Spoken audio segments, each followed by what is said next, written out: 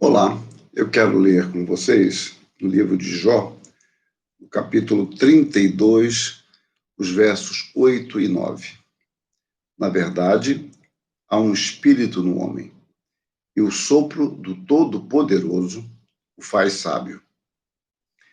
Os de mais idade não é que são os sábios, nem os velhos, os que entendem o que é reto. Paradoxal, né? Essas palavras aqui de um dos amigos de Jó, o mais jovem deles, né? O Eliú, que em respeito aos mais velhos, ele temeu falar, ele diz isso aqui um pouco atrás, e agora, quando todos já falaram, não tinha mais argumentos, ele vai dar a opinião dele como mais jovem, respeitando, assim, o princípio de honradez e de honradez ao mais velho. É um princípio quase que universal nas culturas das mais diversas raças e povos, dando primazia ao mais idoso. Mas é interessante pensar, e eu comecei a pensar sobre isso enquanto fazia a minha devocional, como os princípios de Deus eles podem ser simplesmente rejeitados ou podem ser corrompidos. Você pega apenas a forma e muda totalmente o sentimento, o propósito ou as suas motivações. Ou simplesmente você deixa de lado, abandona ou vai de forma contrária. Então, o princípio de respeitar as pessoas mais velhas é um princípio, como eu disse há pouco, é muito comum em diversas culturas. Você observa isso nas grandes obras idealistas que tratam de uma sociedade ideal ou como construí-la. Você encontra isso na República de Platão, você encontra isso em Thomas Campanella, na Cidade do Sol, você encontra isso na Utopia de Tomás Moros, e mesmo na própria linguagem você vê a proeminência do mais velho, a palavra presbítero, né, de onde vem o ofício de presbítero, né, a palavra presbítero ela não é traduzida, ela é transliterada, significa ancião, ou de uma forma relacional, o mais velho, indicava não simplesmente a senilidade, mas indicava a honra. Então, era uma expressão usada para grandes comandantes, inclusive generais, homens que mereciam honra e assim eram tratados como presbíteros, tendo um lugar especial à mesa, e a sua palavra era uma palavra que usufruía de ouvidos benignos e usufruía de respeitabilidade não imposta, mas conquistada com o tempo e com os seus atos. Bom, então é um princípio interessante na prática. Mas também há uma forma de corromper isso. Você vê a associação entre o jovem e o mais velho, ou idoso, é uma associação muito interessante. Eu, durante muitos anos, na minha maturidade, eu não sei bem classificar o que é maturidade, mas vamos dizer aqui dos meus 30 e poucos anos em diante, durante 10 anos eu convivi muito intensamente com meu mestre, o reverendo Bonés Ribeiro, né, em quem eu aprendi muito, aprendi mais por limitações minhas, e era muito bom para mim. Tantas e tantas vezes eu tinha problemas sérios, e olha, quase que sempre, eu não vou dizer sempre, porque vou dar o benefício da dúvida, eu saía aliviado quando eu compartilhava alguma coisa, tal, e a perspectiva que ele mostrava, muitas vezes dando mais gravidade ao problema e, ao mesmo tempo, a solução, ou demonstrando também que não era tão grave assim, e era isso com muita naturalidade. Eu ficava muito, muito admirado com essa percepção de vida. Então, a aproximação do mais jovem com o mais velho é bom, e eu creio também que, de alguma forma, ele se valia da minha presença, por eu ser bem mais jovem, em termos de sair, andar com mais segurança, ter alguém com quem conversar, embora ele obviamente não encontrasse em mim alguém que pudesse conversar no nível dele, mas ele era condescendente e conversava comigo, com outras pessoas que o cercavam, e sempre com muita generosidade. Então, ele, de certa forma, também usufruía dessa companhia, dessa amizade, e creio que até mesmo dos sonhos, dos ideais de produzir alguma coisa, de escrever algo, muitas vezes tolice, certamente, mas ele poderia ver isso e se empolgar com a gente, dar um redirecionamento, mostrar um ponto crítico, ou seja, de uma e outra forma, ambos eram beneficiados, é claro,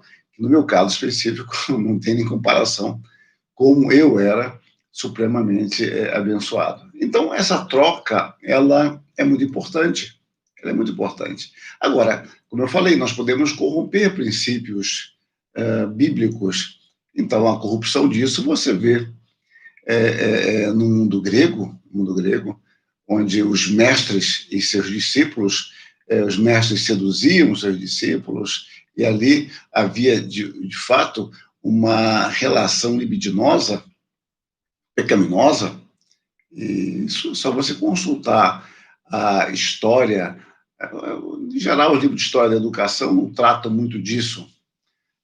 Me lembro de um capítulo do Marot, né? Henri Marot, grande historiador, tem um capítulo sobre isso na sua história da antiguidade, a educação na antiguidade, mas é uma corrupção disso. Você vê também lá na Idade Média, desculpe, no Renascimento, você vê a corrupção desse princípio nos ateliês, os ateliês de modo especial, na Itália, onde havia uma associação equivocada, pecaminosa entre os iniciantes e aqueles que já eram artistas já reconhecidos e admirados, mas em geral o pessoal da história, da arte, não gosta de comentar muito isso, para não mencionar o Leonardo da Vinci, por exemplo, não mencionar de modo muito específico, aliás, não é Leonardo da Vinci, o Miguel Ângelo, então, envolvido nessas histórias também, que se tornam comum na época, e não menos pecaminosa, porque se torna comum. Então, isso é uma corrupção de um princípio de honrar o teu pai, a tua mãe, honrar aqueles que são mais velhos e merecem um respeito. Bom, aqui o texto aparentemente mostra uma outra coisa, porque também nós podemos corromper uma compreensão. O que ele diz aqui no verso 9? Os de mais idade não é que são os sábios, nem os velhos, os que entendem o que é reto. É claro que ele também vai mostrar mais à frente que não são os mais jovens, que ele também vai falar algumas, me perdoem, abobrinhas aqui também.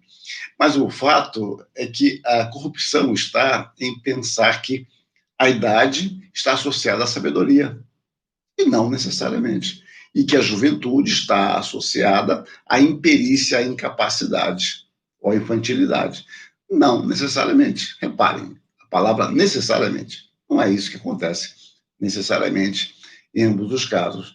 Sem dúvida, com a maturidade, você adquire, pela própria experiência, pelos erros e pelos acertos, você adquire uma capacidade de visualizar melhor, não se precipitar tanto com novismos, com modas, você fica mais cauteloso, observa, não se desespera também, porque sabe que tudo passa, adquire uma noção maior, muitas vezes, da gravidade de certos problemas e, ao mesmo tempo, apenas tem a percepção de que algo é apenas circunstancial e que vai passar.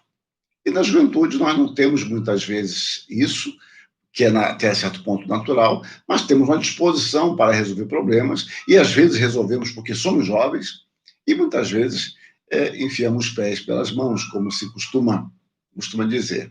Mas a corrupção disso está em achar, como eu disse, que velhice, sabedoria, juventude e maturidade.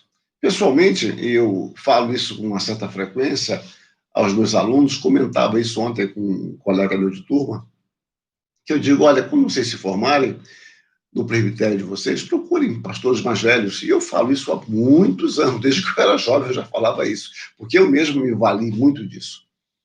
Então, procurem pastores mais velhos, se aproximem deles. Só que há um detalhe, não necessariamente por serem mais velhos.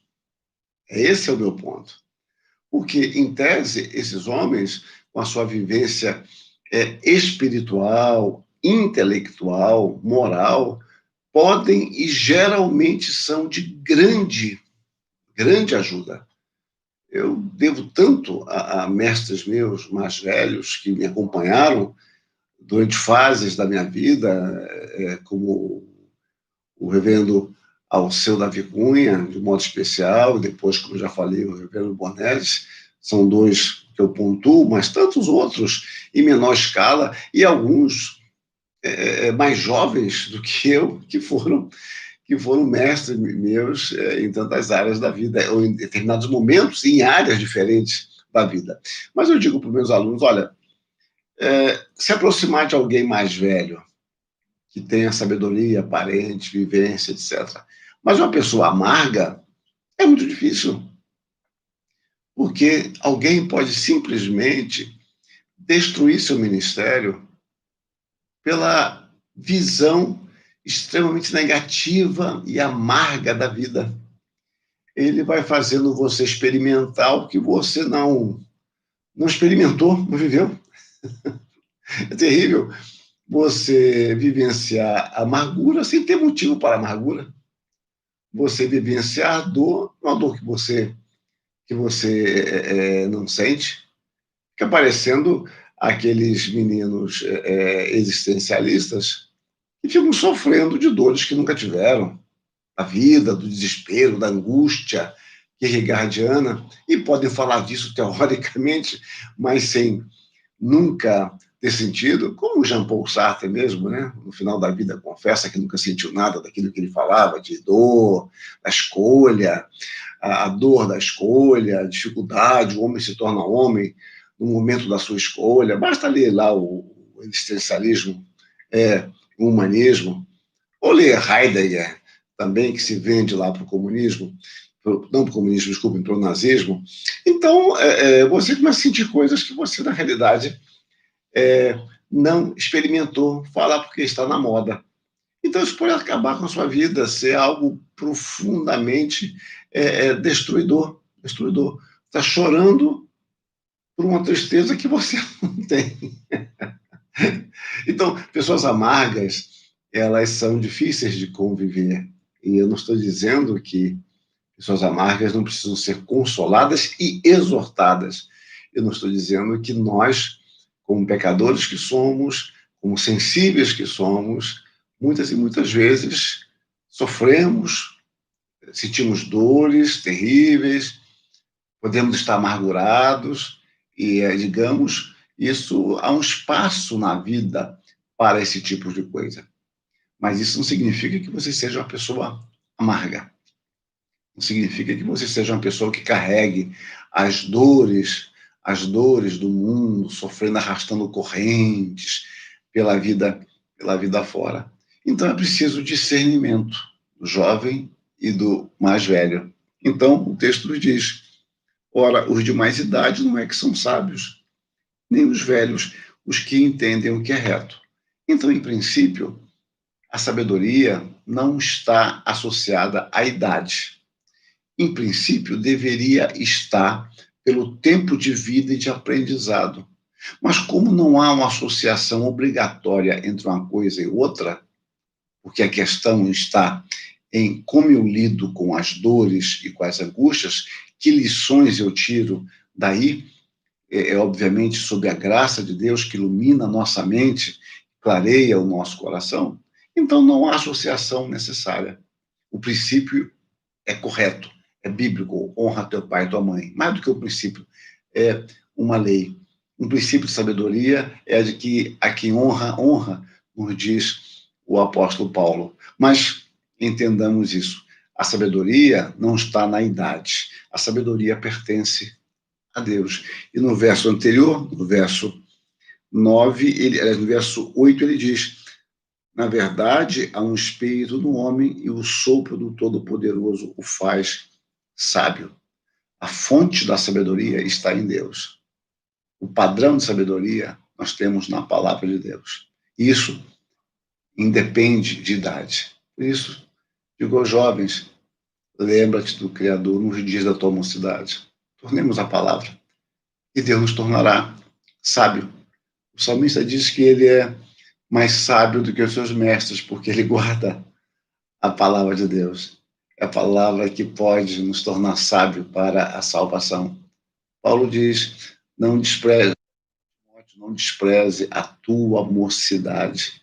Então, não desprezemos nossa mocidade. Não tornemos amarga a nossa velhice, mas busquemos em tudo a sabedoria de Deus. Que Deus nos abençoe. Amém.